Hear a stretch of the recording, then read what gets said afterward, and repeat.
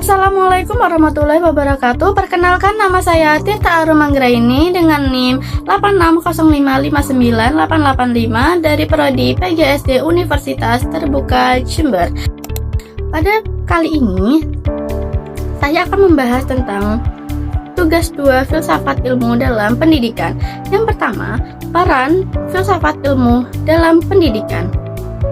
Filsafat ilmu memiliki peran penting dalam mengawasi dan memperkuat keberadaan keilmiahan serta nilai-nilai dalam ilmu pendidikan. Peran tersebut dapat dilihat dari beberapa aspek berikut. Yang pertama, memperkuat eksistensi dalam pendidikan.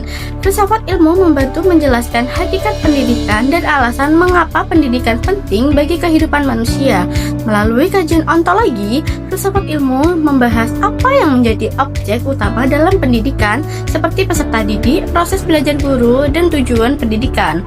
Dengan adanya filsafat ilmu pendidikan memiliki dasar yang jelas sebagai suatu disiplin ilmu yang berdiri sendiri. Selain itu, filsafat ilmu juga membantu pendidikan agar terus berkembang sesuai kebutuhan masyarakat dan perkembangan zaman. Yang kedua, mengawasi keilmiahan pendidikan. Dalam aspek epistemologi, filsafat ilmu berfungsi mengawasi bagaimana pengetahuan dalam pendidikan diperoleh dan dikembangkan. Ilmu pendidikan harus menggunakan metode yang ilmiah, sistematis, logis, dan dapat dibuktikan melalui penelitian.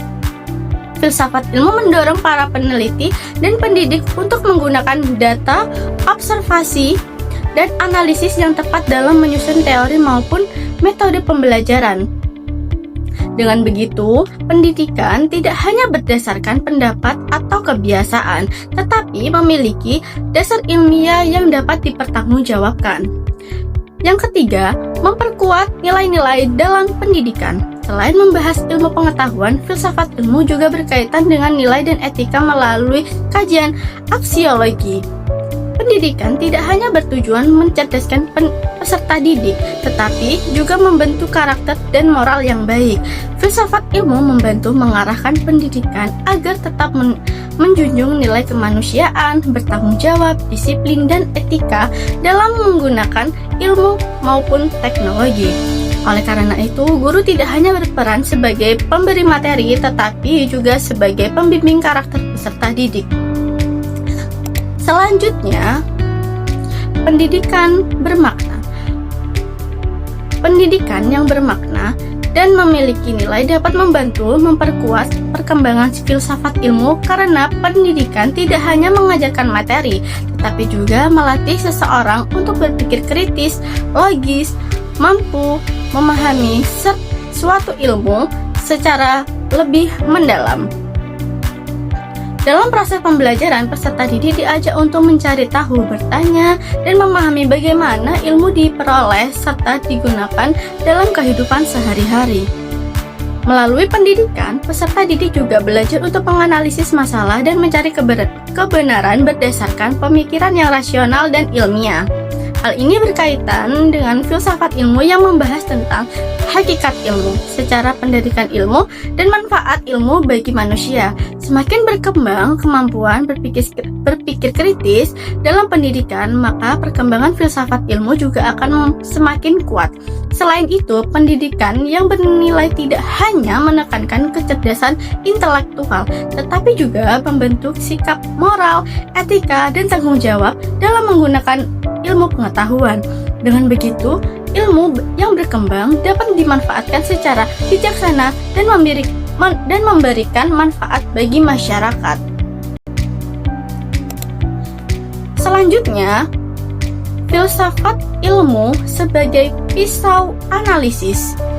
Filsafat ilmu disebut sebagai pisau analisis karena dapat digunakan untuk mengkaji berbagai persoalan pendidikan secara mendalam melalui aspek ontologi, epistemologi, dan aksiologi. Yang pertama, ontologi membantu memahami hakikat pendidikan, seperti apa tujuan pendidikan, siapa peserta pendidik, dan bagaimana proses belajar terjadi. Epistemologi membahas bagaimana cara memperoleh pengetahuan dalam pendidikan agar tetap ilmiah dan dapat dipertanggungjawabkan. Sosiologi berkaitan dengan nilai, etika, dan manfaat pendidikan bagi kehidupan manusia. Melalui ketiga aspek tersebut, filsafat ilmu membantu melihat masalah pendidikan secara kritis, sistematis, dan lebih terarah sehingga dapat menemukan solusi yang lebih tepat. Yang terakhir, contoh penerapan filsafat ilmu dalam praktik pendidikan. Yang pertama, kebijakan pendidikan. Contohnya, pada kurikulum Merdeka yang memberikan kebebasan belajar sesuai kemampuan dan kebutuhan peserta didik. Hal ini menunjukkan bahwa setiap siswa memiliki potensi dan cara belajar yang berbeda. Yang kedua, kurikulum. Kurikulum tidak hanya fokus pada materi pembelajaran, tetapi juga menanamkan pendidikan karakter dan nilai-nilai Pancasila. Ini menunjukkan bahwa pendidikan juga memperhatikan nilai dan moral. Yang ketiga, proses pembelajaran. Guru menggunakan metode diskusi, praktik, dan proyek agar siswa lebih aktif berpikir kritis dan menemukan pengetahuannya sendiri. Hal ini menunjukkan proses belajar yang ilmiah dan aktif.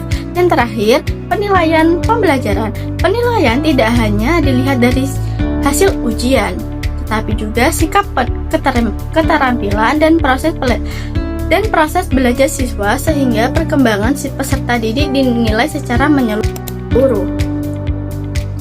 Sekian dari saya, kurang lebihnya mohon maaf. Terima kasih. Wassalamualaikum warahmatullahi wabarakatuh.